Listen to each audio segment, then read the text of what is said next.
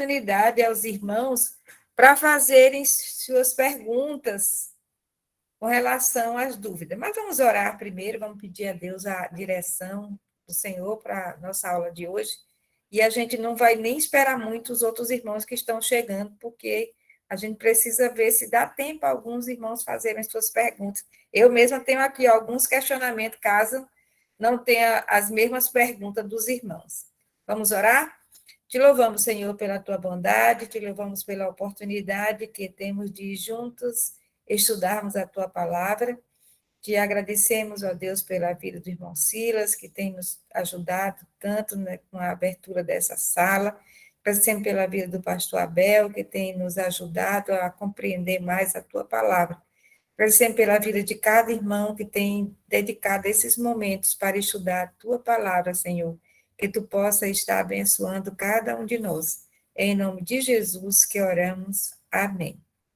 Bom, eu gostaria de saber se algum irmão gostaria de fazer algumas perguntas ao pastor Abel em relação ao conteúdo já trabalhado, que é da nossa prova de amanhã. Mas ainda tem uma coisinha antes. Acho que vou deixar isso para o fim. Não, eu vou falar agora e no final eu torno a falar quando tiver mais gente. Qual a possibilidade dos irmãos de nós termos a nossa aula presencial no próximo sábado? Porque eu olhei o calendário, a única atividade que nós temos é um jantar dos namorados, mas é às 19h30. Como a nossa aula no sábado é às 14 horas, isso não interfere. Então, há alguém que tem alguma objeção, motivo plausível de não termos essa aula no próximo sábado?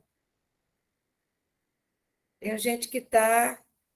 Tem a questão de um casamento, eu não vi quem era.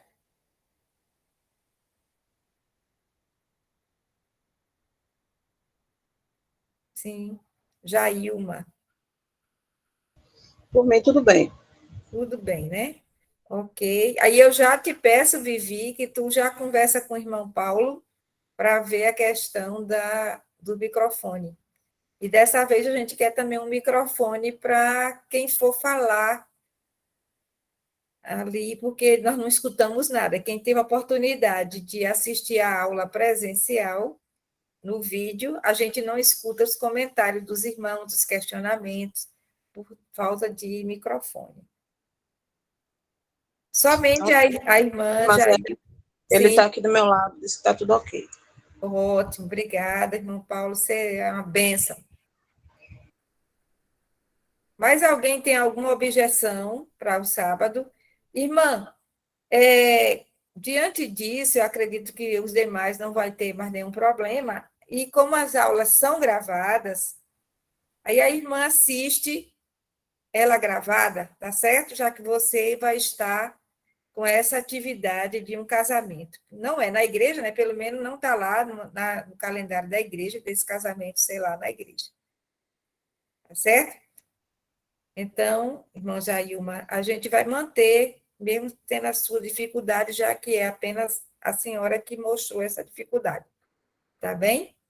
Bom, então, vamos lá para as perguntas. Quem gostaria de fazer algum questionamento ao pastor Abel sobre os conteúdos da nossa prova de amanhã?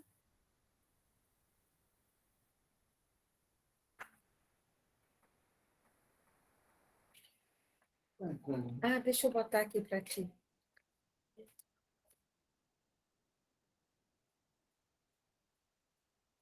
Bom, se ninguém tiver, eu tenho, viu? Eu tenho umas dúvidas que talvez seja dúvida de outros. Eu até tinha, irmã Zélia, mas os meus estão anotados no celular e eu estou assistindo a aula pelo celular. Não tenho como ficar com duas telas. Estou sem computador hoje, foi triste. Vamos ver se as minhas dúvidas são as suas dúvidas. Tá certo. Ok? Bom, a minha primeira dúvida, viu, pastor Abel? Explique porque alguns livros históricos é chamado de história deuteronômica. Eu escutei lá, mas eu queria mais uma explicaçãozinha. Essa é meu primeiro questionamento. Ok. Graças a Deus, irmãos, boa tarde a todos. A questão da literatura, separação entre literatura deuteronomística e a literatura cronista, o que que acontece aí? Na deuteronomística, você tem uma linha de raciocínio e você vai de Deuteronômio a Segunda Reis, né? E dentro dessa linha de raciocínio, há uma preocupação especial por parte do autor bíblico, né, ou dos autores bíblicos, e enfatizar a bênção e a maldição da nação com relação àquilo que está lá em Deuteronômio. Então, Deuteronômio ele passa a ser a chave interpretativa para o que a nação está fazendo de bom ou de ruim. E, além disso, essa literatura deuteronômica ela é anterior ao exílio ou até a entrada no exílio. Então, tudo que você tem anterior, ela ficou dentro dessa obra deuteronomista. Né? A tese principal, que é defendida dentro dessa história deuteronomista, é que toda a história de Israel se resume a uma história de fidelidade de Yahvé e infidelidade do povo, né? Infidelidade de Israel. Ela vai trazer a ideia da monarquia, a ideia da aliança com Davi, mas não vai também, por outro lado, não vai esconder os pecados de Davi, pelo contrário, mostra tudo o que acontece. Né? Então, ela tem essa perspectiva. Até as coisas ruins que acontecem na vida de Davi são resultados, ou acontecem porque ele, em algum momento, vai quebrar a lei. Já a história cronista, ela tem uma outra perspectiva, né? Porque a história cronista, ela vem posterior ao exílio, quando o povo de Israel está voltando à sua terra, e ainda tem toda aquela ideia de trazer de volta a esperança à nação, levar Davi e Salomão como modelos ideais de reinado, da ação de Deus mesmo naquela nação. Então, ela tem essa diferença, né? A história deuteronomista é uma história anterior ao exílio, a história e que está voltada para a ideia da cumprimento da lei e as bênçãos e maldições resultantes disso aí. Já a história cronista é uma história de renovação do povo de Deus, né? Restauração do povo de Deus, que é uma história do pós-exílio, tentar trazer a esperança à nação para poder voltar a ser uma grande nação como era antigamente. Então, é mais ou menos essa aí a diferença entre a história deuteronomista e a história cronista. Ok. Alguém tem outra pergunta? Então, a minha segunda pergunta, eu gostaria que você falasse, pastor, sobre as possíveis causas de destruição de Canaã. A gente viu que tem lá aquelas teorias, de acordo com alguns escritores. Queria que você desse uma lembradazinha para a gente sobre isso. Então, a grande questão do livro de Josué, ou uma das questões do livro de Josué, é porque que o Senhor permitiu a destruição dos habitantes de Canaã, né? Até algumas pessoas que estudam o livro, né, têm algumas opiniões divergentes, e entendem que seria, talvez, uma espécie de um laticínio muito grande por parte de Deus, né? E fica aquela questão, por que Deus teria permitido isso? Aí, as alternativas que foram levantadas são três alternativas, né? A primeira alternativa, a de Strabelli, é o que não era Deus que mandava matar em si, né? Mas eram as exigências naturais da Guerra Santa. Então, o que acontece? Não é que Deus tivesse dito à nação de Israel, olha, vocês têm que matar aquele povo, segundo o entendimento de Israel, tá? Não é que Deus tivesse dito, olha, vocês têm que matar aquele povo lá. Não, Deus disse que eles deveriam tomar posse da terra. Eles entenderam que tomar posse da terra era fazer guerra, porque esse era o entendimento conceitual, tanto do povo de Israel quanto do povo de fora.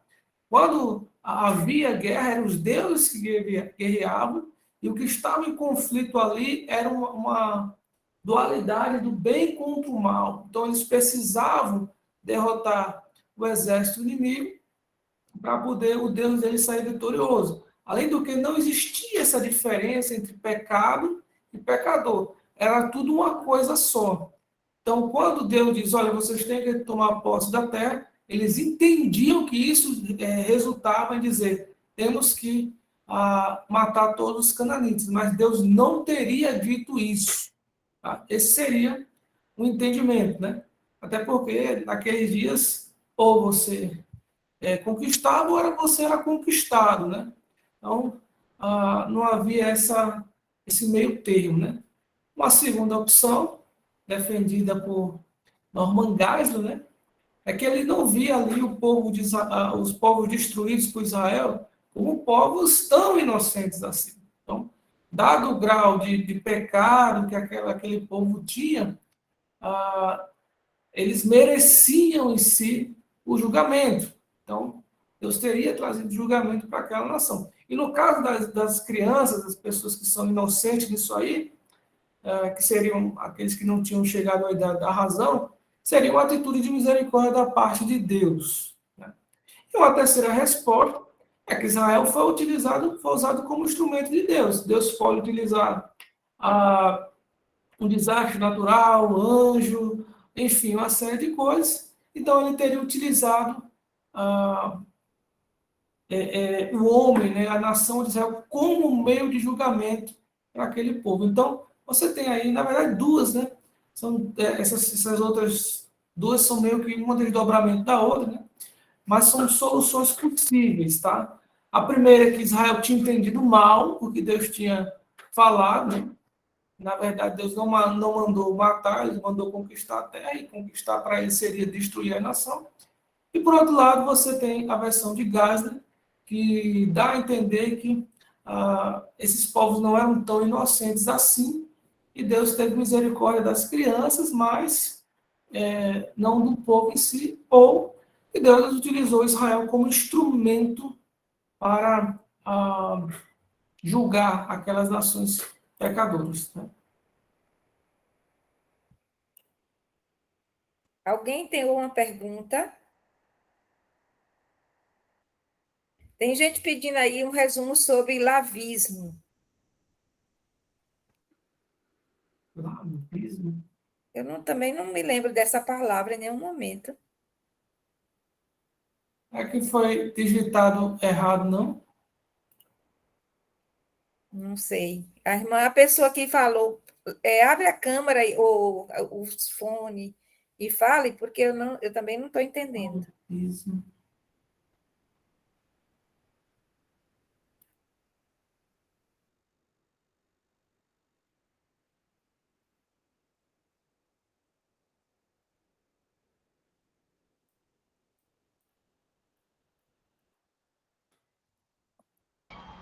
Liga o áudio, irmã Zélia.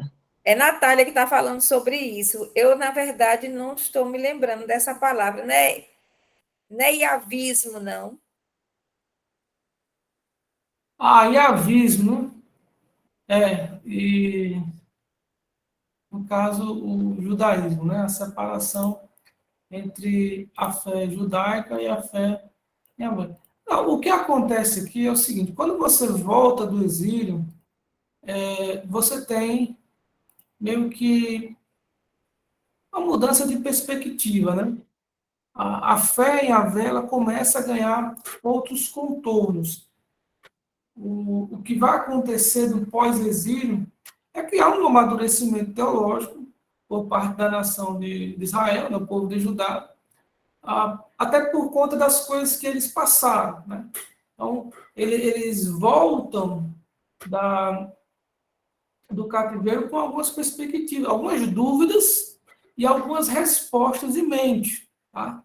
E aqui ali começa a se criar uma nova identidade de fé, de religião para a fé judaica. Então, algumas coisas passam a ser acrescentadas e aí você vai se tornar ali o que é o judaísmo nos tempos de Jesus, né? Ou o começo do judaísmo que vai ser encontrado nos tempos de Jesus. Você começa a ter aí uma teologia do bem e do mal, não mais uma ideia de que é o Senhor que faz o bem, é o Senhor que faz o mal, é Deus que manda fazer o censo, quer dizer, é Deus que produz o mal. Não necessariamente. Você vai ter aí uma divisão, mais dentro da perspectiva judaica, entre um Deus bom e um agente do mal, né? Não é um perfeito dualismo que os persas ele acreditavam uma divindade do bem e uma divindade do mal. O judeu não, ele acreditava na divindade do bem, porém acreditava num agente do mal que não era uma divindade, não estava no mesmo parâmetro de equilíbrio com o bem. Então tinha isso vai ser acrescentado, né? Bem como também, deixa eu ligar um som que foi ligado aqui. Pronto. A ideia de que a existência de anjos, demônios, né? Já existia, mas você não tinha uma personificação tão característica, principalmente quando se fala de demônios. Tá? Então, quando apareceu alguma coisa nesse, era um espírito mal da parte deles. Você vai ter essa ideia. E o principal, talvez o mais importante, desse crescimento teológico do iavismo para o judaísmo, que eles começam a entender que há uma realidade mais superior do que essa realidade terrena. Tá? Há um céu, um inferno, há uma ressurreição. Não necessariamente céu e inferno, mas uma ideia de que haverá uma recompensa final para os justos e para os ímpios. Tá? E aí eles começam a acreditar nessa ideia de ressurreição.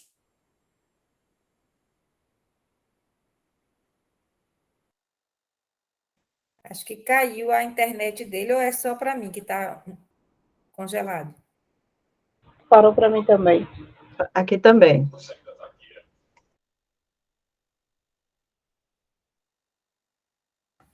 Ele parou no biquinho.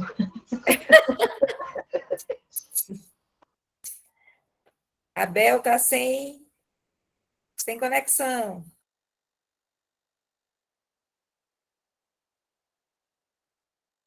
Na verdade, eu acho que o computador dele travou, porque isso, voltou agora a conexão.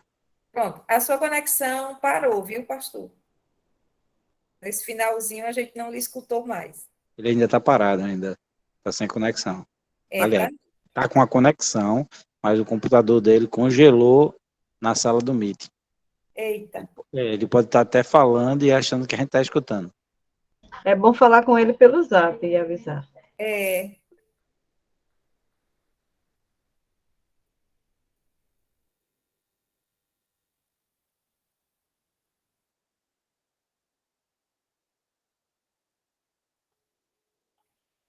Irmã Zélia, se a senhora estiver falando com ele pelo Zap, a senhora pede para ele sair da sala e entrar. Pronto, eu acho que estabilizou agora. Voltou, né? Está nos escutando, pastor Bel? Eu estou online, vocês estão online aí? Tá agora. Agora. Você estava congelado. Eu parei aonde? Eu só me lembro do biquinho que Neneu falou, somente. Porque o senhor ficou com a imagem paradinha de biquinho, assim. Aí Neneu pegou pelo pé. Eu te entrego, galega. Mas eu acho que eu respondi a pergunta, né? Não sei em qual momento eu parei, mas eu acho que deu para responder mais ou menos aí a pergunta, né? Essa passagem do iavismo para o judaísmo é que vai criar as bases da fé judaica que vai estar ali nos tempos de Jesus. Então, eu acho que foi mais ou menos por aí, tá? O que eles entendiam sobre uma divindade boa é Deus, né? Pensamento judaico, Deus era o Deus do bem, né? Da coisa, um Deus moral, né?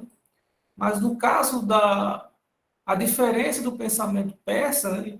E talvez algumas pessoas pensam que seja daí que a fé judaica retirou essa ideia de bem e mal, né? Eu não acredito que seja bem por aí, mas algumas pessoas pensam. No caso do pensamento persa, há uma diferença, porque para eles havia uma comparação, era equiparar, né? Deus do bem e o Deus do mal. Para a concepção judaica, não. O Deus do bem é o Deus todo-poderoso e há um agente do mal, né? Que seria o Satanás, mas que não tem poder suficiente contra Deus, né? Ou se ele levantou a mão, ou é coisa antiga, aqui com a mão levantada. É antigo, foi sem querer. Pronto, tá bom. Mais alguma pergunta? Pastor, tem uma expressão que é anjo do Senhor. Você pode explicar mais uma vez? Pronto. Anjo do Senhor é uma expressão que vai aparecer muito no Antigo Testamento, em especial nos livros históricos, né? Da qual se refere ao mensageiro de Deus, né? A um anjo. Anjo é mensageiro, tá? O significado da palavra. Mas quando você aparece no Antigo Testamento, anjo do Senhor, normalmente se subentende se tratar da figura do Jesus pré-encarnado, né? Do Cristo pré-encarnado. Então, quando você vê em algumas falas, por exemplo, o anjo do Senhor falando, como está lá em Juízes 6, o texto ele intercala entre palavras como o anjo do Senhor disse e o Senhor disse, dando a entender que se tratam da mesma pessoa. Então, o entendimento mais comum é que o anjo do Senhor seria a figura de Cristo pré-encarnado. Tá? Ok, entendi. E a minha última pergunta é sobre a origem dos samaritanos. Os samaritanos eles vão se originar ali depois da conquista do Reino do Norte pelo Império Assírio, né? A Síria, ela domina Israel, ela derrota Israel, e a Síria tinha uma política de, de domínio do povo diferente dos babilônios. Os babilônios, eles retiravam aquela nação, os melhores da nação, né? Só deixava ali os mais sem tanta importância na terra, e levavam para a Babilônia ou para algum local que eles ficassem a serviço de alguma forma ao rei da Babilônia. Né? No caso dos assírios, eles faziam diferente, eles pegavam o povo daquela região e espalhavam em outras regiões dominadas, e pegavam o povo daquelas regiões dominadas e mandavam para aquela região. Por quê? Assim, ele destruía completamente a origem, vamos dizer assim, a origem do povo em si, né? Aquela raiz que o povo tinha como nação, né? Ficava tudo misturado com outras nações juntos. Eles não tinham mais aquela identificação natural, o que facilitava o domínio sobre aquele povo, que também pedia também deles se revoltarem.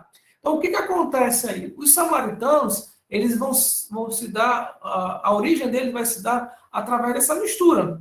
Quando outros povos vêm para quando depois que Samaria é conquistada, outros povos vêm para Samaria e juntas ali com os samaritanos que ficaram, que era o povo de Israel, e aí com aquela mistura ali você tem uma origem de israelitas que não são, vamos dizer assim, de sangue puro, tá? São misturados com outros povos.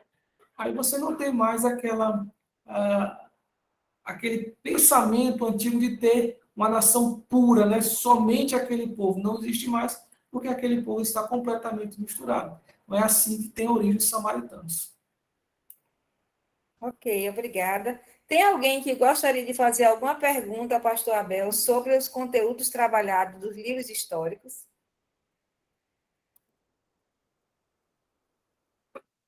Bom, se não, acho que a gente pode dar início ao conteúdo da aula de hoje, que é sobre os livros poéticos. Pastor Abel pode iniciar, então, os livros poéticos.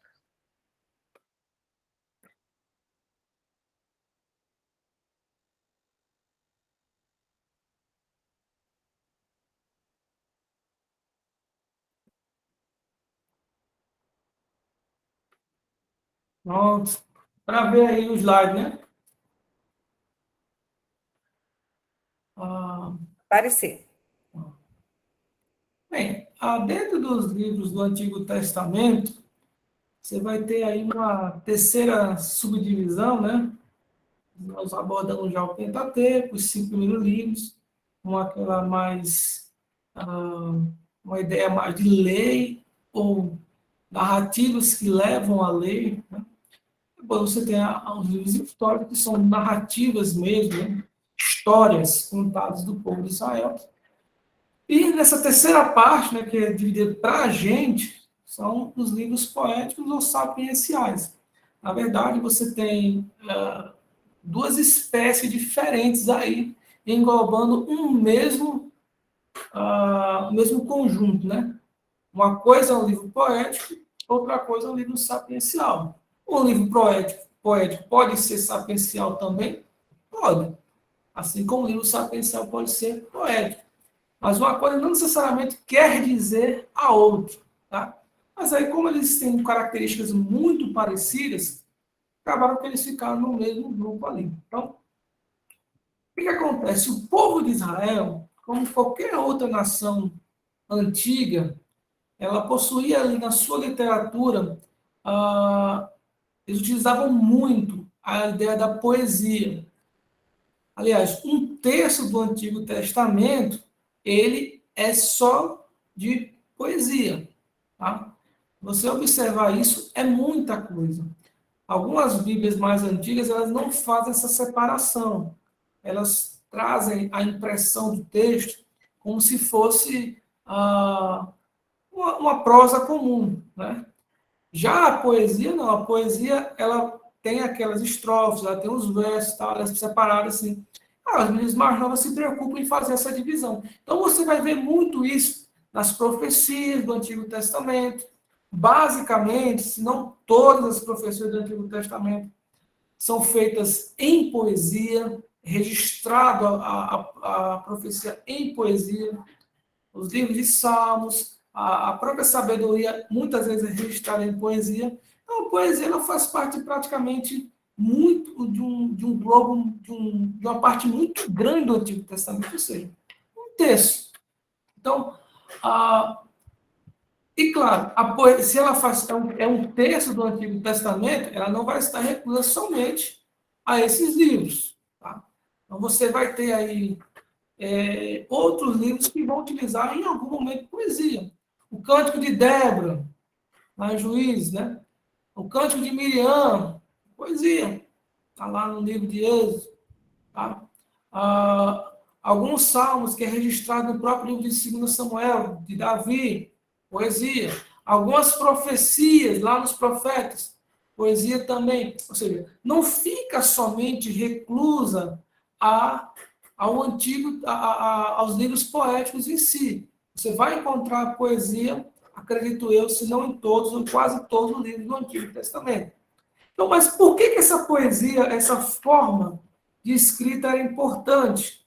Porque a poesia era uma forma de passar às gerações seguintes a experiência e a sabedoria de uma geração anterior.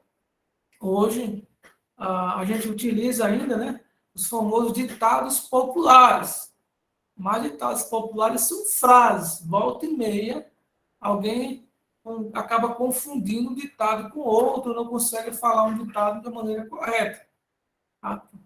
Mas a poesia não, ela tem uma característica de ser bem alicerçada na nossa mente, ela é mais fácil de guardar. Quer ver um exemplo?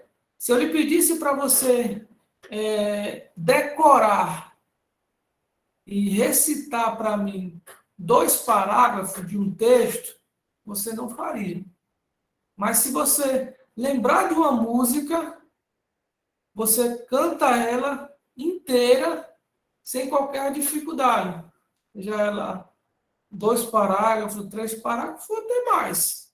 Porque existe essa facilidade de guardar na mente. Uma outra razão de você utilizar a poesia na época do Antigo Testamento era porque nem todo mundo tinha acesso à literatura, nem todo mundo sabia ler. Então, era mais fácil você contar uma história através de uma poesia, que isso ficaria passando de geração em geração, do que você ter acesso à literatura quando nem todo mundo sabia ler naquela época. Então, você tem essas particularidades dentro da ideia de profecia do Antigo, da poesia do Antigo Testamento. E, obviamente, há uma diferença entre literatura sapiencial e poética. Nem toda literatura sapiencial é poesia, nem toda poesia é literatura sapiencial. Então, você vai ter, por exemplo, nos Salmos, completamente literatura poética, que nem sempre entra no contexto de literatura sapiencial, ou seja, literatura de sabedoria. Tá? Da mesma forma, você vai ter alguns momentos de literatura sapiencial que nem sempre está escrita em forma poética. Tá?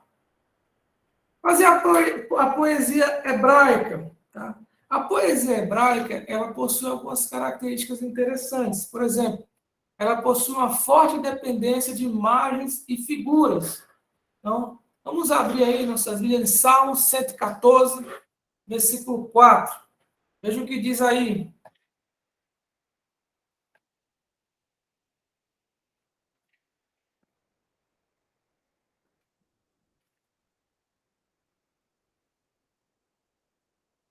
Os montes saltaram como carneiros e as colinas como cordeiros do rebanho. O que lhe aconteceu ao mar para que você fugisse assim? E você, Jordão, por que recuou? Montes, porque estão saltando como carneiros? E vocês, como cordeiros do rebanho? Então, veja aí a perspectiva do salmista em trazer algumas imagens, figuras que acoplam-se à literatura poética, ou ao salmo em si, para trazer alguma representação. Você sabe que montes não pulam, você sabe que o mar não vai fugir, aliás, ele não, nem é uma pessoa para ter medo, né? Então, essa transmissão de imagens, figuras, é bastante característica da poesia hebraica. Você vai ver isso em todo o livro de Salmos, por exemplo. Tá? Além também de uma expressão emocional bastante intensa. Tá? O Salmo de número 13, versículo 1, você vê um dos salmos de Davi dizendo: olha, até quando, Senhor, te esquecerás de mim? Será para sempre? Até quando esconderás de mim o teu rosto? Até quando estarei relutando em minha alma como tristeza no coração cada dia? Até quando o meu inimigo se exaltará sobre mim? Você percebe que quando você lê esse salmo e procura entender a perspectiva do salmista, parece que você está vendo ele clamar com intensidade da alma dele. Né? Senhor, até quando? Será que o Senhor não está vendo o que está acontecendo comigo? E aí ele coloca todo o seu coração naquela frase, naquela reclamação, naquele pedido diante de Deus. Então, há de fato uma perspectiva emocional bastante intensa dentro do livro de Salmos, tá? Aliás, da literatura poética. A sua estrutura rítmica, nós temos aí a ideia do paralelismo, né? Onde um verso ele vai complementar o outro, dando aí um maior significado ao que se está querendo dizer. No Salmo 15, você tem, por exemplo, versículo 1, ó Senhor, quem habitará no teu tabernáculo? Quem poderá morar no teu santo monte? Você observar, tanto a primeira frase, no primeiro verso, ele vai dizer, com outras palavras, né? Basicamente o que diz o verso segundo. Se chama de paralelismo da literatura, da poesia hebraica. Então, uma frase que sobrepõe a outra, né? E aí vai dando um significado maior a todo o contexto. Verso 2. Aquele que vive com integridade, que pratica a justiça, e de coração fala a verdade. Aquele que não difama com sua língua, não faz mal ao próximo, nem lança injúria contra o seu vizinho. Veja, essa ideia de paralelismo, né? Também é muito comum, dentro da estrutura da poesia hebraica, a ideia do acróstico. Acróstico, ele são versos, né, que são compostos através de cada letra do alfabeto hebraico. Então, você vai ter ali, são 22 letras do alfabeto hebraico, e cada verso, em especial, vai ser iniciado com uma dessas letras. Então, ele vai começar uma frase com Aleph, Beit, Gimel, Dat, e assim sucessivamente, com cada letra do alfabeto hebraico. No caso do Salmo 119, ele vai começar cada verso de cada estrofe com essa mesma letra. É por isso que o Salmo 119 é enorme. E se você observar, na sua Bíblia ele vai ter a separação de cada uma, né? Você vai ver lá no Salmo 119, ele começa com Aleph, Beit, Gimel, Dalet, e assim sucessivamente. Antigamente a gente pensava que era nome de pessoa, né? Mas não é, é o alfabeto hebraico, tá? Então, o apóstolo seria essa separação aí, tá? E também a ideia do lamento.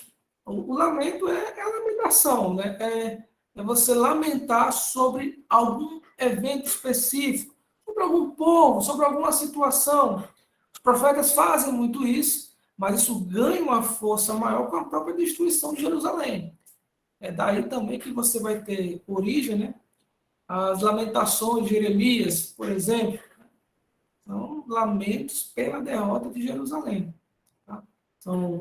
É um conjunto de 5 lamentos, né?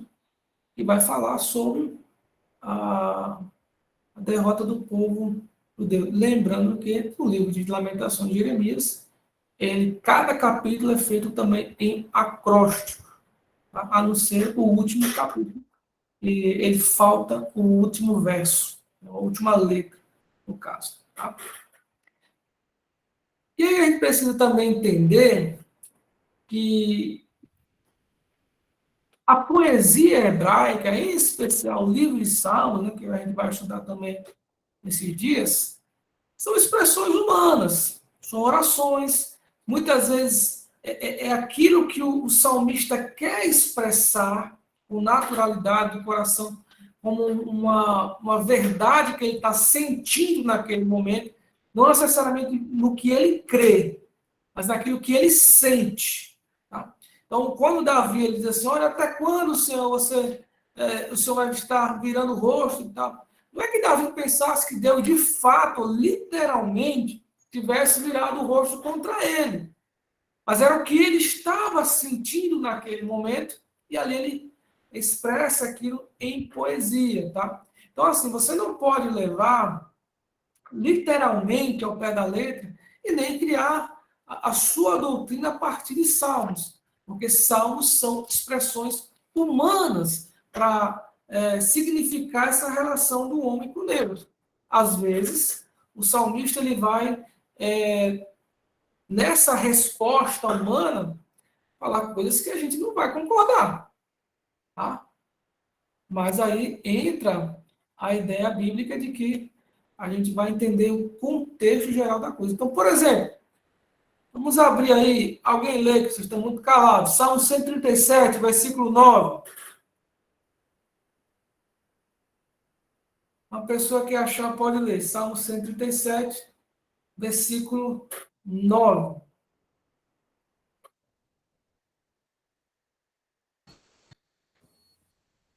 Feliz aquele que pegar teus filhos e esmagá-los contra a pedra. Olha, alguém pode dizer amém? Quer dizer, é uma linguagem Jamais. forte. Hã? Não, jamais. Pegar o filho e esmagar contra a pedra? Ele está se referindo aí aos filhos dos babilônios, né? Os babilônios, eles levaram Israel para o exílio, né? Israel sofreu muito por causa dos babilônios. Aí, o salmista, em sua fúria contra a Babilônia, ele traz isso aí, né? Essa expressão, né? Ele está fazendo um salmo de alguém que está com saudade de sua terra, né? As margens dos rios da Babilônia nós nos assentávamos, chorávamos, lembrando de Sião, Jerusalém. E aí ele começa a relatar, e no final ele traz isso aí como uma resposta do coração dele, ou seja, é uma expressão humana para aquilo ali. Agora você note também a liberdade poética. O que é liberdade poética? Você descreveu os sentimentos assim como você os sente, tá? Sem necessariamente você querer dizer que aquilo ali é uma verdade bíblica a ser aplicada. Então, sempre que a gente tiver um inimigo, não quer dizer que a gente vai fazer isso que o salmista está dizendo. É uma expressão dele, mas não quer dizer uma verdade bíblica. Então, quando a gente lê os salmos, principalmente aqueles chamados salmos imprecatórios, né? Que é aquela ideia de você querer uma justiça mesmo da parte de Deus, mas assim, é quase uma vingança, a gente tem que ter o cuidado de analisar isso à luz do Novo Testamento, né? À luz do ensinamento de Cristo, de não trazer essa ideia do julgamento para nossos próprios irmãos, mas entender que o perdão também vem para ser aplicado. Tá? Mas aí uma pergunta, né? É permitido aos hinos de hoje a mesma liberdade poética hoje em dia, né? Será que a gente pode utilizar essa mesma liberdade poética? Sim ou não? Ou a gente não tem mais essa liberdade poética para aplicar os nossos hinos, a música que a gente canta na igreja? Olha, se é permitido, realmente eu não sei lhe dizer, meu pastor, mas que acontece muito. Nós do Ministério de Libras sofremos um pouquinho para traduzir essa liberdade poética que os autores dos hinos cristãos da atualidade, a forma como eles usam e a forma como a gente tem que trazer para a nossa realidade para poder traduzir. Então, isso acontece bastante. Perfeito, né? Muitas vezes a gente quer um hino, né? Perfeitamente encaixado na nossa doutrina, e às vezes nem sempre isso acontece. Há muitos hinos aí fora que são bem ruins, de fato, né? Aliás, a música, chamada música gospel, né? Ela acaba se enveredando por um viés diferente do que era antigamente. As músicas mais antigas, elas focavam mais em Deus. As músicas novas, elas normalmente focam mais no ser humano. Se vocês conseguirem reparar isso aí. A música mais antiga, ela tem a perspectiva de elevar o Senhor, adorar a Deus. As músicas mais recentes, normalmente é alguma coisa que ajude o ser humano, é mais voltada para o ser humano. E Deus, quando aparece, é mais como alguém que auxilia esse ser humano. Então, a liberdade poética aí vai longe, né? Vai longe. Vocês, com certeza, devem lembrar daquele hino, né? O hino chamado Ao Único, né? E tem aquela parte que diz: coroamos a ti, ó Rei Jesus, né? Esse hino no Antigo Testamento ele tinha passado tranquilo. Hoje em dia, você tem várias versões dele. Porque alguém chega e diz: olha, a gente não pode dizer nós coroamos, porque a gente não coroa ninguém, tem que ser coroado. Aí outro vai dizer: coroado por quê? Ou por quem? Então veja, essa preocupação com a liberdade poética não existia no Antigo Testamento. Essa mensagem da poesia hebraica, ela não tinha essa preocupação, está perfeitamente encaixada naquilo que a gente considerava como algo perfeito. Às vezes, surgiam algumas coisas que você olhava meio torto, como, por exemplo, o verso 9 do Salmo 137. Tá? Mas o que a gente não pode deixar de esquecer é que a poesia hebraica é expressão humana, são expressões humanas de sentimento que refletem alguma realidade que o salmista está vivendo naquele momento.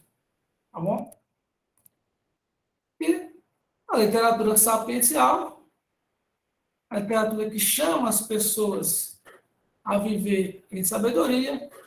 O que acontece aí? O movimento sapiencial, ele vai nascer no ambiente da corte, né? Com a abertura de Salomão ali, ele vai trazer essa literatura, vai exportar de fora, na verdade, né? Não é que não existisse Israel, já existia, mas ele vai conseguir trazer isso melhor de fora. Então, quando ele abre a nação para outros povos, para outros conhecimentos, ele vai começar a absorver sabedoria, em especial sabedoria egípcia, tá? E esse movimento de abertura é conhecido como iluminismo salomônico. É quando ele abre a nação de Israel para o conhecimento, né? Para o conhecimento externo àquela nação. Então, a literatura sapiencial ela tem algumas características. Por exemplo, ela vai chamar as pessoas a viver em sabedoria, como está no Provérbios 8, né? Uma perspectiva de um convite, né? Olha, vamos viver a sabedoria, vamos viver de acordo com o que é sábio, proveitoso. Tá? Também são conclusões baseadas na experiência de vida daquelas pessoas. Tá? O que eles viveram durante toda a sua trajetória de vida, o que eles observaram, eles chegaram a algumas conclusões. E as conclusões foram registradas através de provérbios. Tá? Então, eles têm esse entendimento. Também você precisa entender que a literatura sapiencial não são promessas. Tá? Não é que se você seguir exatamente o que está ali, você vai ter o resultado obtido. Às vezes não acontece. Veja o que diz lá em Provérbios 22, versículo 29. Mas uma pessoa que abriu pode ler. Provérbios 22, versículo 29.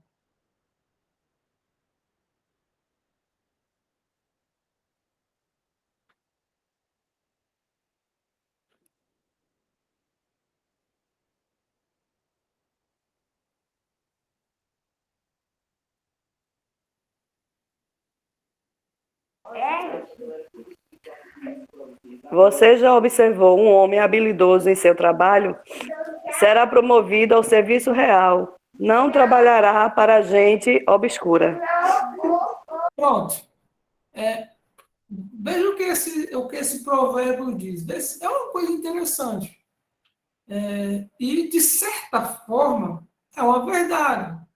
Normalmente, as pessoas que são bastante habilidosas no seu trabalho, elas são colocadas em posição de destaque maior. Então,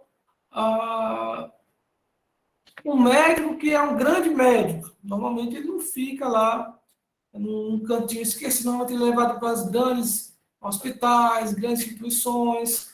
Da mesma forma, um advogado, que é um grande advogado, é sempre requisitado pelas grandes autoridades.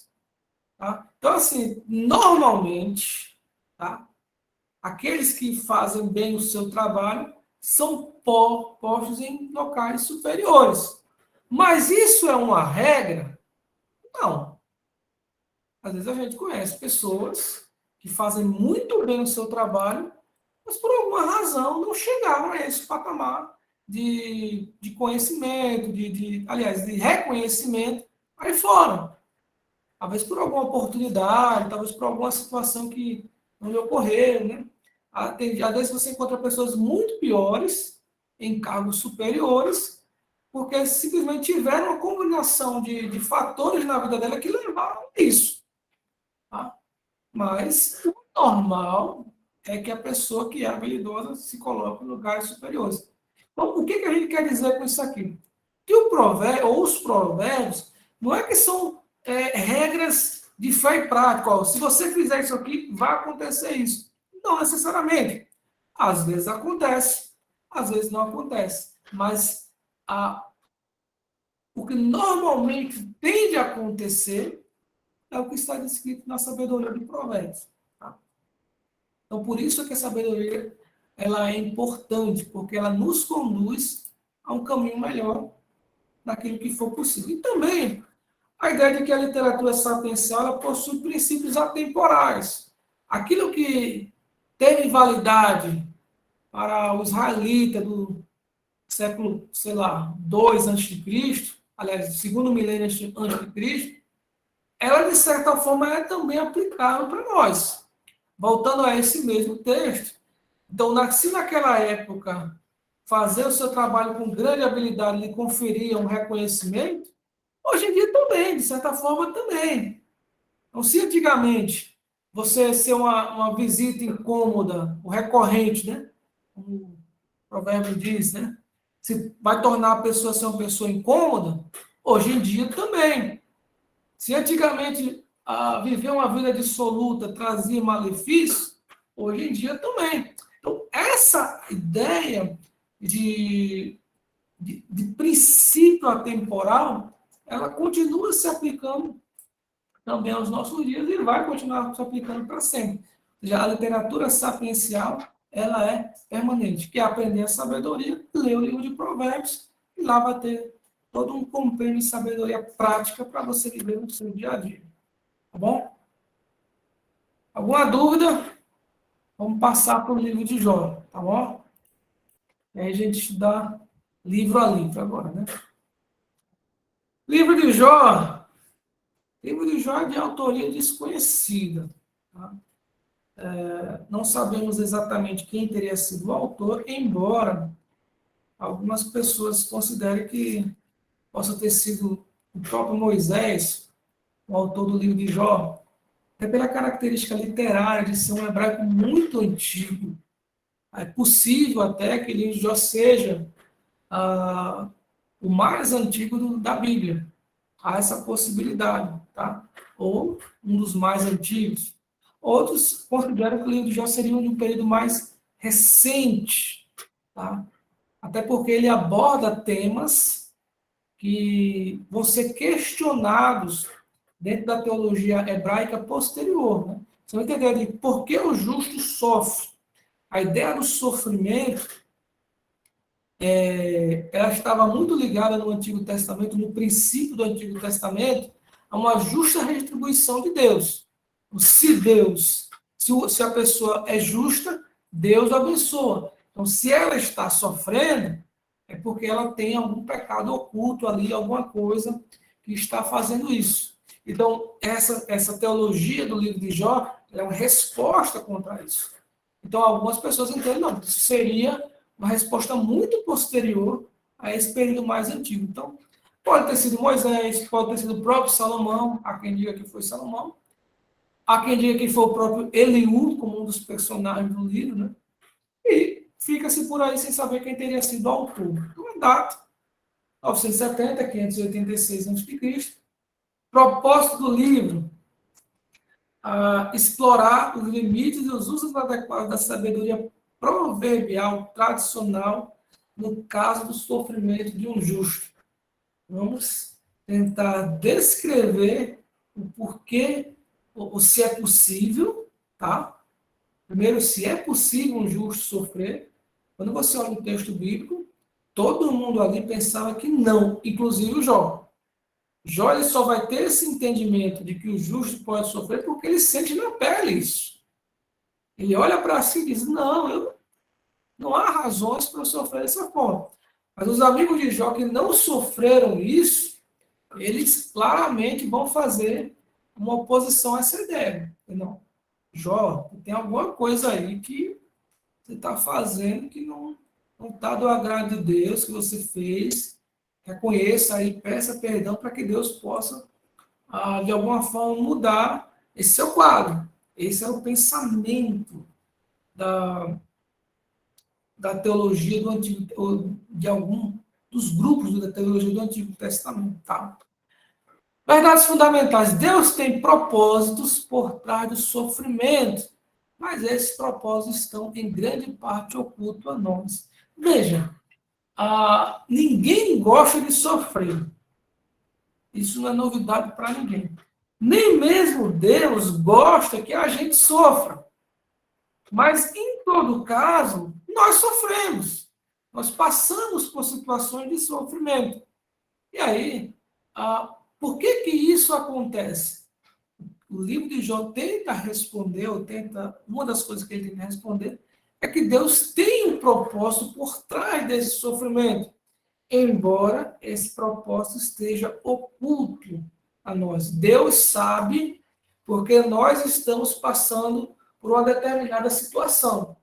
Deus tem consciência, nós não sabemos, mas Deus sabe. Tá? A sabedoria tradicional nem sempre se aplica ao sofrimento dos justos. Nós somos acostumados a tentar colocar Deus numa caixinha, ou toda a realidade espiritual dentro de um conjunto de regras, e olha assim que funciona. Né? Gostamos de livros que dizem assim, 7 dias para você ser feliz, 3 passos para você alcançar a sua bênção, 5 formas de você conseguir aquilo que deseja. E às vezes a gente fica pensando que as coisas funcionam dessa forma, de uma forma quase que matemática. Isso mais isso vai dar isso. E, na verdade, nem sempre as coisas acontecem assim. Pelo contrário, muitas vezes as coisas vão acontecer de formas que a gente não tem como fazer parâmetro para explicar aquilo ali. A sabedoria tradicional nem sempre vai explicar o sofrimento dos justos. Tá? Os justos também sofrem, o que sofrem não deve culpar a Deus pelo seu sofrimento, mas com fé esperar a redenção de Deus. Então, uma outra perspectiva do livro, como o João vai fazer, né? Toda aquela situação difícil, ele não encontra em Deus não blasfema contra Deus, né? Embora ele reconheça que Deus estava, de certa forma, o perseguindo, ele estava tirando flechas contra ele. Mesmo assim, Jó encontra em Deus um Salvador, procura em Deus um Redentor. Tá? Também demonstrar que a lei da colheita e segunda semeadura nem sempre é eficaz. Claro, de modo geral, veja a ideia do provérbio, né? De modo geral, nós colhemos exatamente aquilo que nós plantamos e nós colhemos à medida daquilo que nós plantamos. Mas isso nem sempre acontece. Às vezes nós fazemos o bem e colhemos o mal. Às vezes nós fazemos o bem a uma pessoa e aí colhemos ingratidão por parte dela. Acontece. Mas, normalmente, a semeadura funciona, mas nem sempre é eficaz. Tá? E como é que Cristo se apresenta no livro de Jó? Né? Acho que de uma maneira muito clara, talvez uma das perspectivas mais belas do livro de Jó é quando ele faz aquela declaração, né? Eu sei que o meu Redentor vive, né? E no seu tempo se levantará. A ideia do advogado, né? Ele está sentado, ele se levanta para falar. Então, ele faz esse paralelo à ideia do seu Redentor. Em tudo que ele está sofrendo ali, toda aquela dificuldade, mas ele tem uma certeza desse Redentor que vai se levantar no tempo certo. Nós estamos falando de um personagem que viveu os períodos patriarcais. A própria história do livro de Jó, ela mostra que Jó ele não vivia no tempo da monarquia, não, ele vivia no tempo muito anterior. Lá no tempo patriarcal, a ideia de que havia um sacerdote do lar, o próprio Jó que fazia os sacrifícios, era o próprio Jó que buscava o Senhor como líder da sua família. Tá? Então, o próprio contexto do livro de Jó é o contexto de alguém que vivia naquela época. Então, veja a distância dele para Jesus, para o Cristo. E mesmo assim, sem conhecer, sem ter uma plena revelação dessa verdade, ele vai apelar para esse mediador. Quer dizer, é um dos exemplos de fé mais fantásticos do Antigo Testamento. Ele crê num Deus, num mediador totalmente desconhecido dele. E nele, ele deposita sua fé com bastante intensidade. Né? Jó também vai se apresentar como um tipo de Cristo, uma vez que ele, mesmo sendo justo, ele passa por um sofrimento intenso sem merecer. Né?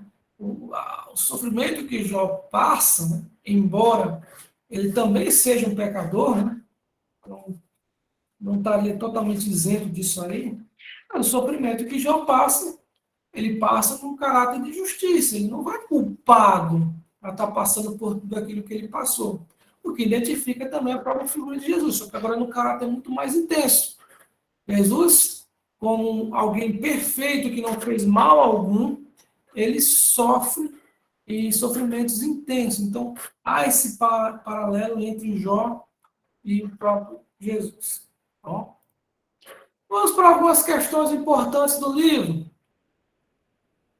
O livro de Jó, ele se levanta contra o entendimento que a prosperidade está diretamente relacionada com a fidelidade a Deus. Ou seja, se o crente é fiel, ele naturalmente vai ser abençoado. Se não é, ele sofre todos os tipos de dificuldades. Né? Às vezes a gente vê essa teologia, algumas pessoas acabam pregando, acreditando. Algumas igrejas pregam isso com bastante intensidade, né? E algumas pessoas acabam trazendo isso para si. Né? Então,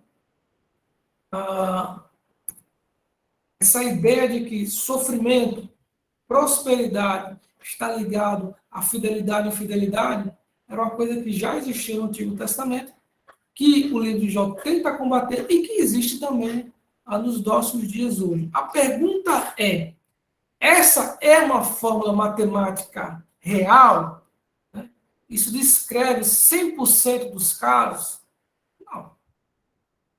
É como disse a Billy Graham, o sofrimento faz parte da condição humana e vem para todos nós.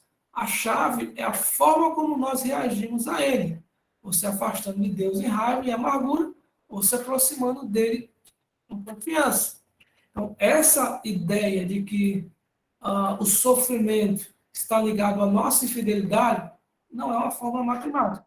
Muitas vezes, sim, nós sofremos por causa das nossas escolhas, por aquilo que nós fizemos durante toda a nossa vida, nós acabamos pagando isso posteriormente. Muitas vezes acontece? Acontece. Mas isso não é uma fórmula matemática. Nem sempre isso acontece. E nem sempre isso é a razão do nosso sofrimento. E muitas vezes acontece de a gente ver muitas pessoas chegam em determinado irmão que está sofrendo e tal, e aí chegam até a perguntar, irmão, se você fez alguma coisa errada, peça perdão a Deus. Aí já não basta o sofrimento que a pessoa está passando, a pessoa, além do sofrimento, tem que ainda ficar se justificando, né? Ou se perguntando por que está passando por aquilo. Quando, na verdade, às vezes não tem nada a ver com a sua condição. Uma outra pergunta que se faz quando você tem essa perspectiva do sofrimento é que, se Deus é bom, por que seus servos fiéis também sofrem? Não seria mais convincente da parte de Deus que ele nos poupasse do sofrimento? Deus é amor, Deus nos ama, Deus cuida de nós, mas por que mesmo assim nós, vez por outra, nós sofremos? Deus é bom, por que seus servos sofrem por vezes? E às vezes sofrem muito. Então, vou fazer o seguinte, vou perguntar a vocês, me digam aí, o que os irmãos, como vocês responderiam essa pergunta? Se Deus é bom, por que seus servos sofrem? Como vocês responderiam a isso?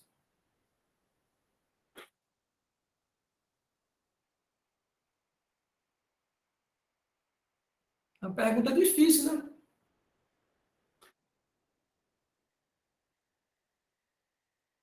Tão difícil que ninguém quer responder.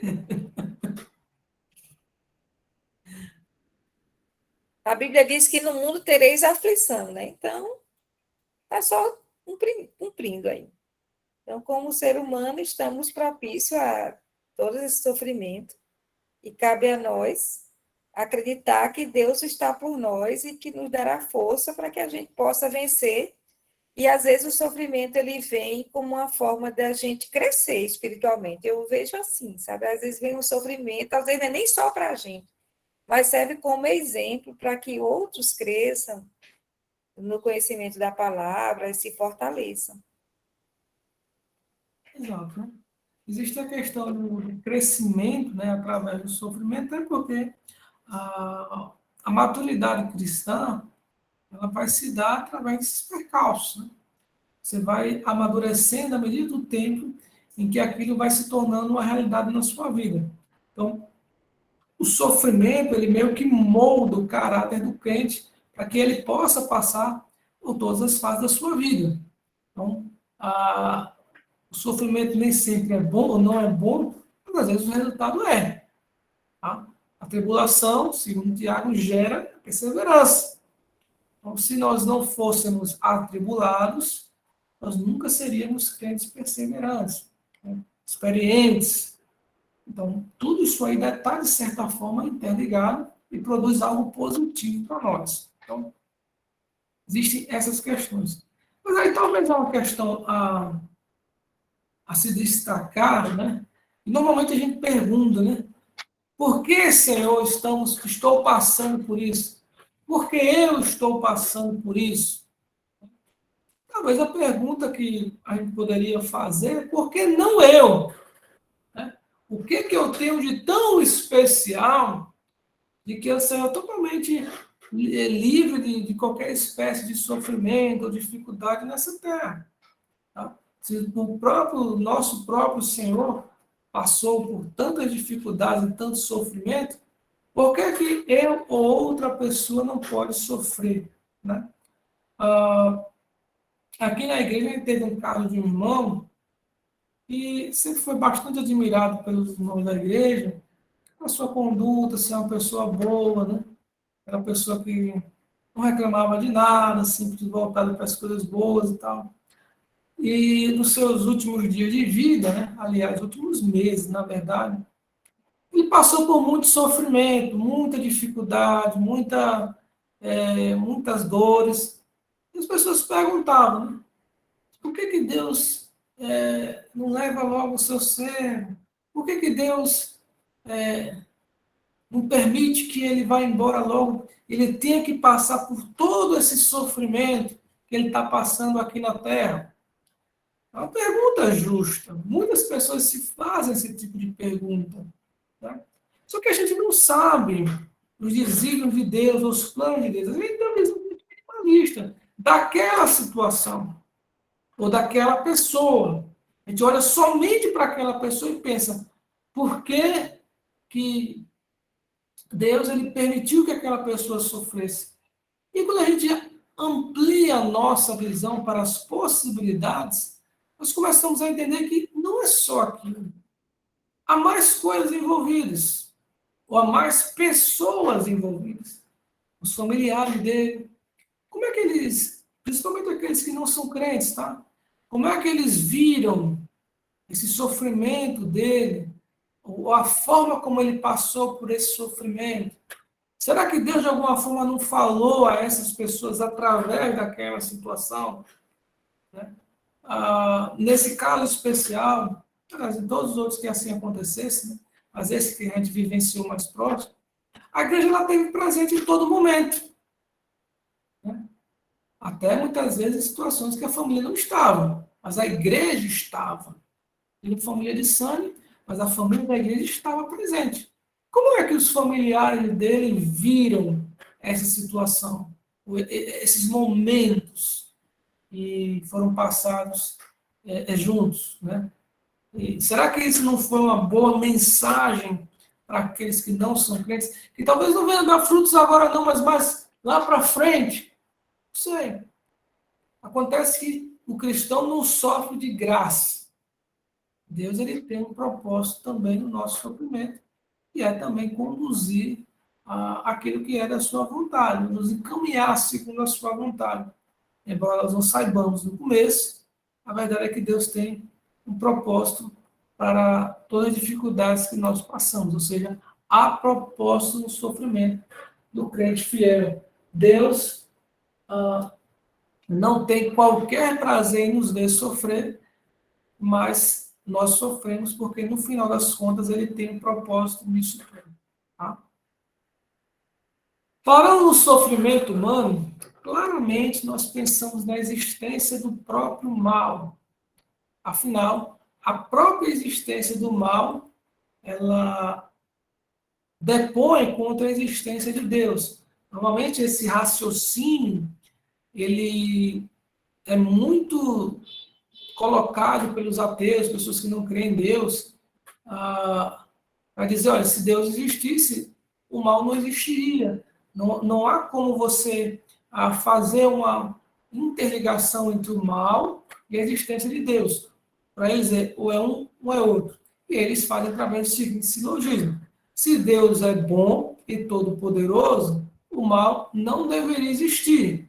Se ele existe, ou Deus não é todo-poderoso para acabar com ele, ou não é tão bom para decidir acabar com ele. Então, o que estaria faltando aí?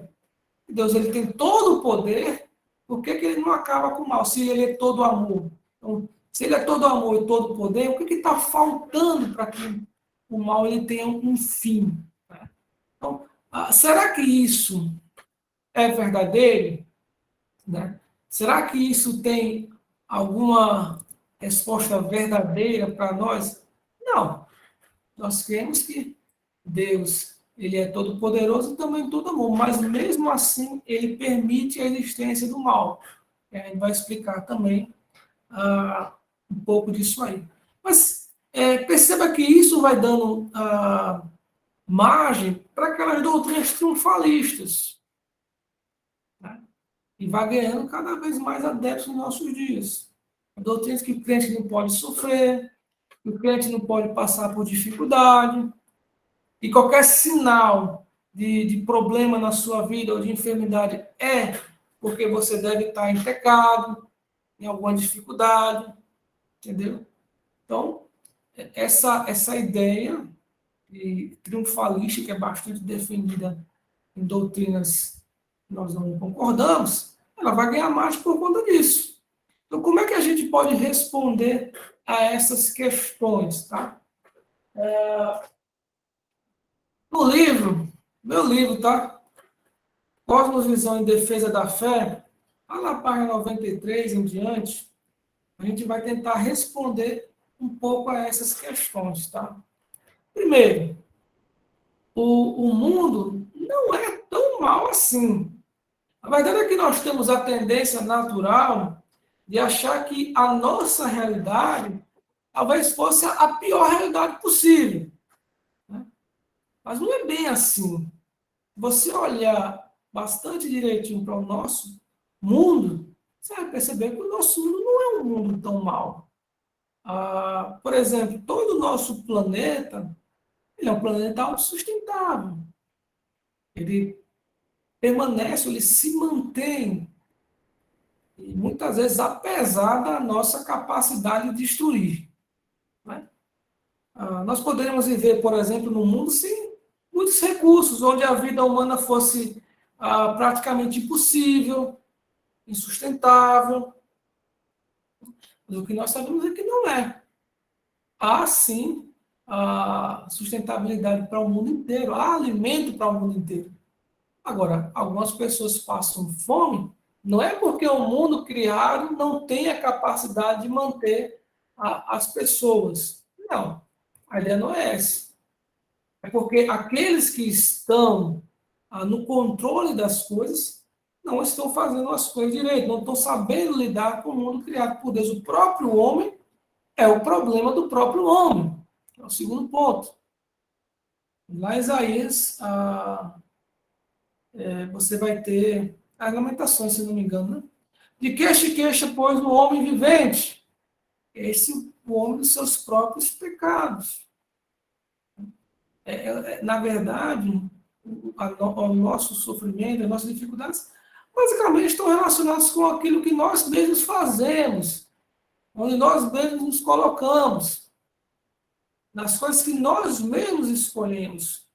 Deus não pode ser culpado por causa dos nossos pecados. Ele criou um mundo bom. Mas é o ser humano que complicou as coisas. Eu não posso ser culpado por isso. Tá? Nós é que somos, de fato, culpados. Terceiro ponto que explica isso é que o mundo ele foi criado para a glória de Deus. Né? O que acontece? Nós temos uma visão antropocêntrica que, por vezes, está completamente errada. A gente acha que todas as coisas foram criadas para nos favorecer, para o nosso próprio bem, para a nossa própria felicidade. Mas o mundo ele foi criado para a glória de Deus, como todas as coisas foram criadas. O propósito final da criação é a glorificação de Deus, e não a nossa própria autorrealização. Então, esse mundo criado, esse mundo que Deus criou, ele traz glória a Deus? Traz. Então, ele está cumprindo o seu objetivo. Tá? Quarto ponto, diz, olha, a existência do mal, ela vai provar os bons. No ambiente, quando Deus criou o mundo e dentro dessa criação havia a possibilidade do mal, o homem poderia ter aí uma livre escolha entre escolher o bem e escolher o mal. E aí o mal ele surge como uma provação, até para um crescimento espiritual. Lembra que o sofrimento ele está ligado, o sofrimento na vida do crente, a esse aperfeiçoamento. Nós sofremos para que nós possamos crescer através desse sofrimento.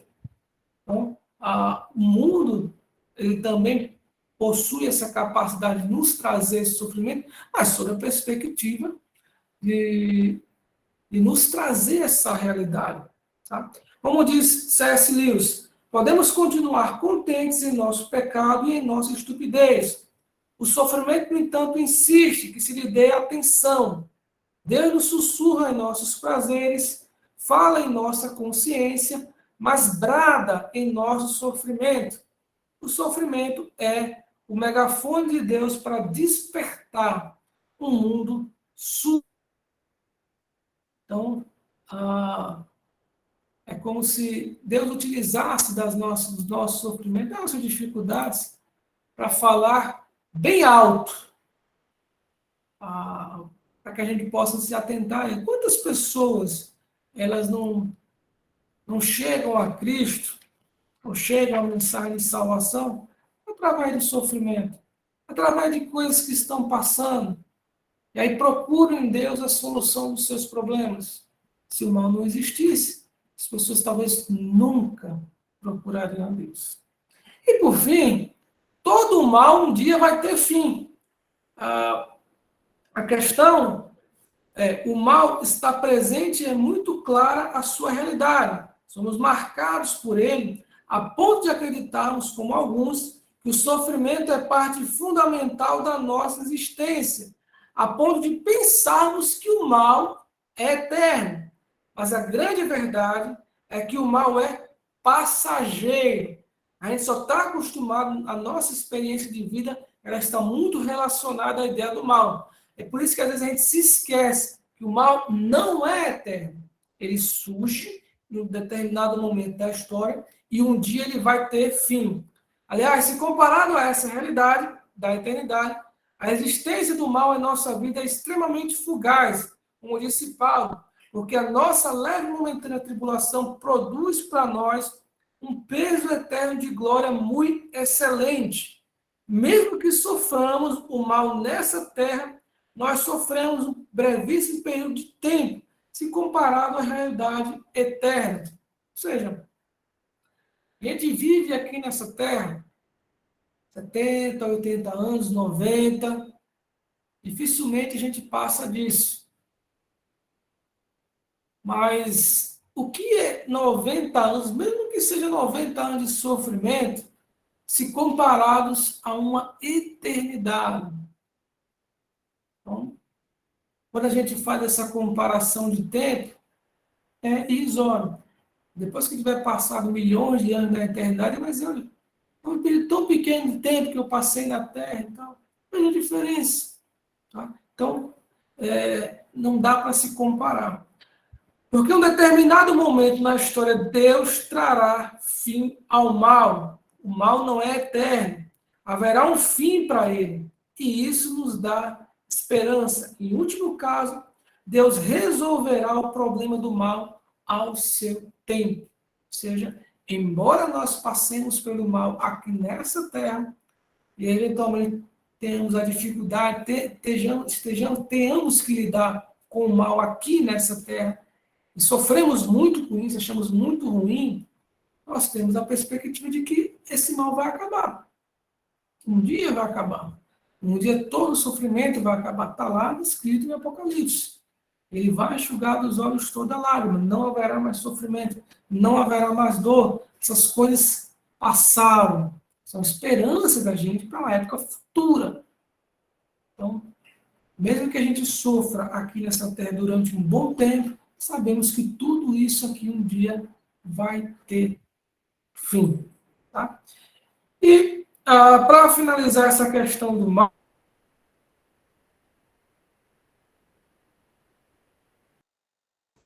Novamente a internet dele parou.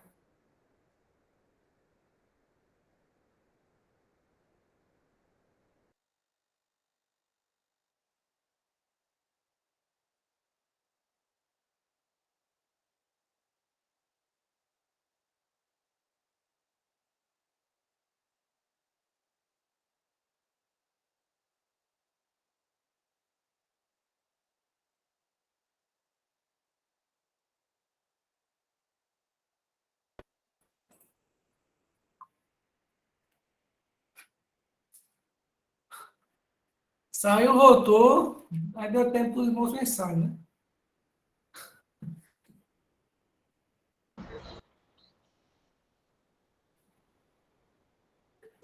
Você vai falar nessa, por fim, você ficou faltando finalizar essa parte aí. Não, foi uma pergunta, né? Eu Tá. perguntei, aí não sei se chegou a tempo aí, eu Não chegou nem a perguntei. chegar, nem fez a pergunta. Ah, tá. Eu perguntei os irmãos aí quem criou o mal. Se havia sido Deus, se for o diabo, ou se for qualquer outra coisa. Mas a irmã Neuvani levantou a mão, ela quer falar alguma coisa? Sim, pastor, está me ouvindo? Estou ouvindo. Quando o senhor fez essa pergunta, eu fui lá em 1 Samuel 16, né, que no 14 fala que quando o Espírito de Deus sai de Saul, é um espírito mau da parte do Senhor. E lá no versículo 23, diz a mesma coisa, né? E quando o espírito maligno da parte de Deus vinha sobre Saul, Davi tomava a harpa e tocava e se acalmava Saul, né? Então, desde quando eu li pela primeira vez Samuel, eu fiquei com essa dúvida, né? De esse espírito mau da parte de Deus. E algumas pessoas já me disseram assim, é um espírito mau da parte, quer dizer assim, fora de Deus, a parte, e não da parte. Então, com relação a essa pergunta, eu tenho essa mais, né? É, ah,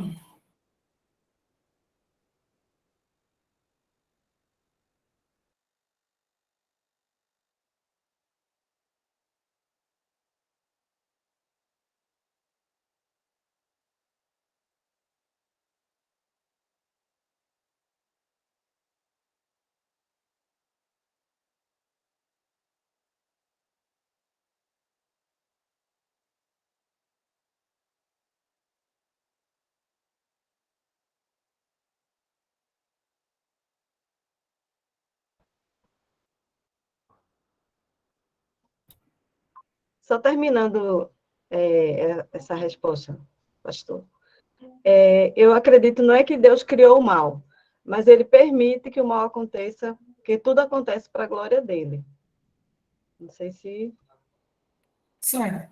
A minha internet tá ruim. Já caiu 2 vezes, né?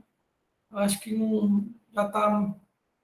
Estamos aí pela graça. Hoje está meio chuvoso aqui também, aí já sabe como é, né? Então,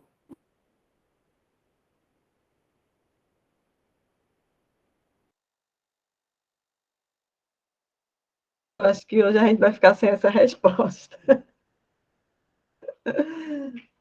Caiu de novo. Verdade, acho que talvez seja bom parar, porque vai ficar interrompido o raciocínio. O que é que vocês acham? E ele continuar a partir daí na próxima? É porque, coitado, vai ficar complicado. Ele tem que estar lembrando onde parou, tudinho.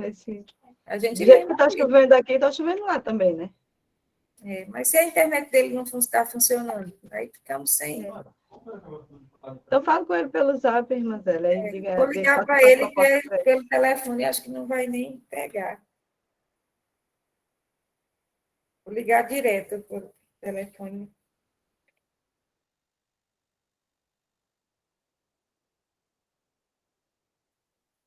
Agora acho que caiu de vez mesmo. Ô, pastor Abel, a gente está pensando em a gente parar aí, já que a sua internet já parou várias vezes, e a gente continuaria daí dessa pergunta. Marca aí, bota de vermelho. Eu saí aqui, eu desliguei a internet e liguei de novo, né? Vamos ver se ela dá uma segurada. Tá, tudo bem, vamos Aí se lá. ela sair de novo, aí a gente, de fato, a gente Certo. termina por enquanto, né? Então, eu estava dizendo, eu não sei até onde parou, tá? O espírito mal parte da parte de Deus, é o que o texto está dizendo. Né? A gente não pode dizer outra coisa que o texto não esteja dizendo. Então, o que é preciso entender é que a teologia do Antigo Testamento, a teologia deuteronomista, veja, isso faz parte disso aí. Ela traz a ideia de que o bem e o mal provém de Deus, porque eles não tinham esse entendimento de que havia uma figura diabólica ali.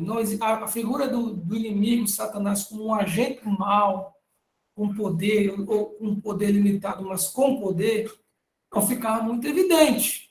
Então, dentro da ideia deuteronomista, da teologia deuteronomista, o bem e o mal provém de Deus. E por o bem e o mal provém de Deus, então o espírito mal parte da parte de Deus. O que a gente tem que entender aí é o seguinte: dentro desse contexto, a gente diz, sim, parte da parte de Deus a partir do momento que ele permite que aquilo aconteça. Tá? Deus permite. Mas Deus permite porque Saul procura. Então, Saul, não é de uma hora para outra que Saul vai estar naquela forma. Saul deixa-se dominar por aquilo ali. E aquilo vai criando graça. Ou seja, ele vai dando brecha para que aquilo aconteça. E como aquilo vai acontecendo com o tempo, ele acaba recebendo aquilo que ele plantou. Então, provém da parte de Deus, sim, a partir do momento que ele permite que isso aconteça. Esse é o meu entendimento. Ele permitiu que o espírito maligno atuasse na vida de Saul, até porque Saul, ele, de certa forma, procurou que isso acontecesse. Bom, Jonas? Pastor, eu, assim, no meu entendimento, desde que Deus estabeleceu que tanto os homens, anjos, tivessem livre-arbítrio, também surgiu a questão da independência do pensamento. E aí vem também o mal, provavelmente o que aconteceu com Satanás, né, que quis contender com Deus e foi expulso. Perfeito, né? Por mais que se fale da liberdade a liberdade do livre-arbítrio, né? Sempre vai ser um problema para a teologia essa perspectiva. Sim, Satanás tinha um livre-arbítrio, por isso pecou. Mas como é que alguém pode pensar o mal ou fazer o mal sem que tenha uma influência externa para aquilo ali? Adão, quando pecou, ele foi criado bom. Mas ele pecou porque houve uma influência externa para ele. Mas no caso de Satanás, não. No caso de Satanás, não houve uma influência externa para ele. E aí é que fica a questão. Então, como é que Satanás ele consegue pecar se não houve uma influência de fora para ele? Se ele tinha sido criado também bom, como Adão foi criado bom. Essa é uma questão difícil. Mas também é por isso, por exemplo, que se entende que não há redenção para anjos caídos. no caso do próprio Satanás também. Porque o pecado veio de fora com Adão, mas com ele não. É intrínseco a eles, né? Ou eles tiveram isso aí, ou eles conduziram isso aí. O que se entende, na verdade, é que, primeiro, a gente não pode dizer que Deus criou o mal, né? E tudo que Deus fez é bom. Então, ele não pode ter criado o mal. No máximo, ele permitiu que o mal acontecesse. Então, mas aí surge um outro problema. Se Deus não criou o mal, ele é autoexistente? Se ele é autoexistente, ele é eterno, e se ele é eterno, ele é Deus. E aí diz, não, ele não é. O mal não é Deus. Então ele não é autoexistente. Ele se criou ou foi criado em algum momento da história. Tá? Então, como é que se chega, então, à conclusão da origem do mal? A origem do mal seria, como fala Agostinho, a ausência do bem.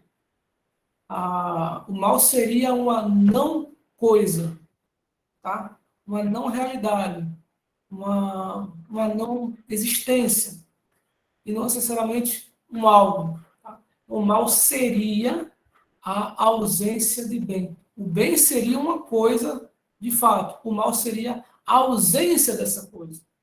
O mal seria a ausência do bem. Ele não teria sido criado por Deus, mas ele surge na criação a partir do momento que se ausenta do bem. Ou seja, Satanás teria, em algum momento, começado a se distanciar do bem até que se achou iniquidade no seu coração. Tá? Até que chegou num momento em que ele, de fato, houve o mal no seu coração. Agora, como isso ocorreu, aí é outra história. A Bíblia fala sobre o orgulho, né, a inveja de querer colocar-se no lugar de Deus e tal. Mas na prática a gente não sabe exatamente como se deu isso em detalhes. Né? Enfim, essa questão do mal ficou claro para os irmãos? Alguma dúvida? Alguma pergunta a mais? Olha, agora o cálice para sempre. Está claro. Deixa eu só tentar botar de novo aqui a tela. Ok. Uma segunda questão.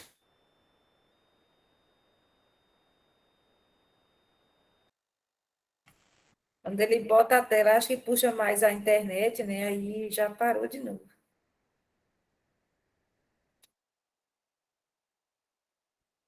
É por isso que eu estou dizendo, que eu acho que o problema dele não está na internet, o problema dele está no computador dele, porque a conexão dele não cai, ela congela.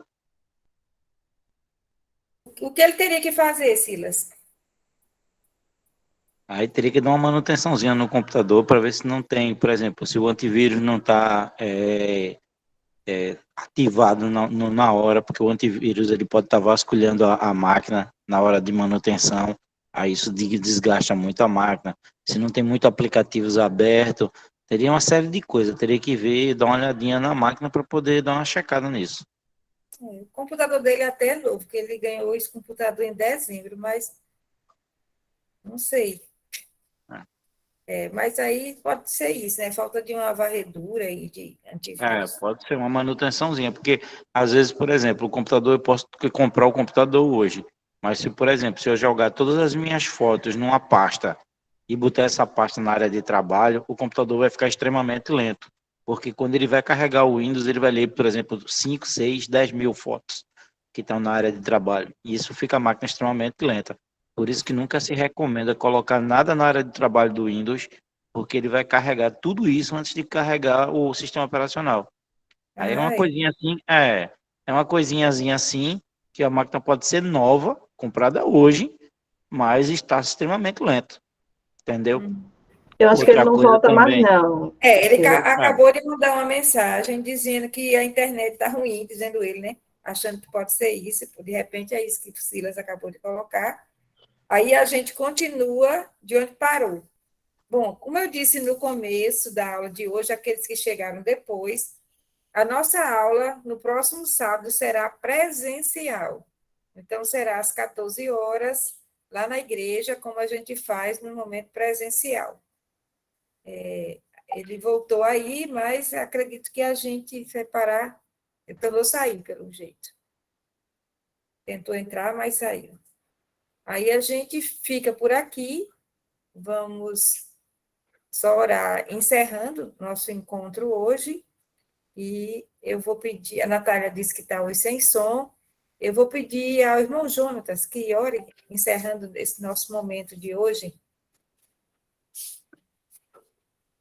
Oremos. Senhor Deus, grande, poderoso, te agradecemos, ó Pai, por este momento, Senhor, o qual estamos aqui na tua presença para crescer tanto espiritualmente como em conhecimento, Pai Santo. Abençoa cada um presente neste curso, abençoa a nossa igreja, abençoa também o pastor Abel, Senhor, e que possamos, Pai Santo, ser fiel a Ti, e que cada aula, cada aprendizado aqui, Senhor, seja colocado em nossos corações. Obrigado por tudo, nos livra de todo mal. Te agradecemos em nome de Jesus. Amém. Amém. Pastor Abel, você voltou, mas a gente está encerrando, porque acredita que hoje está meio complicado aí, não é? O irmão Silas talvez pense que não seja exatamente a internet, mas que seja algum problema aí no seu computador, algo aí. Tá me Mas ouvindo? eu acho que a internet, aqui porque eu estou com o outro computador ligado, aí às vezes ele também sai. Aí pode Né? ser que tenha a internet, pode ser que seja o computador, mas, enfim, para não ficar. Mas já deu uma adiantada boa hoje, né? A gente parou. Ok. A gente continua no próximo sábado presencial, não é isso? Isso. Ok, gente. E amanhã, aqueles que vão fazer a prova, às 8 horas, levando sua caneta. Espero que tenham feito aí as revisões. Tenho percebido que muita gente tem melhorado a nota e a cada vez mais possa estar melhorando aí suas notas e se mostra que está tendo aprendizagem. Até amanhã, que Deus abençoe a todos.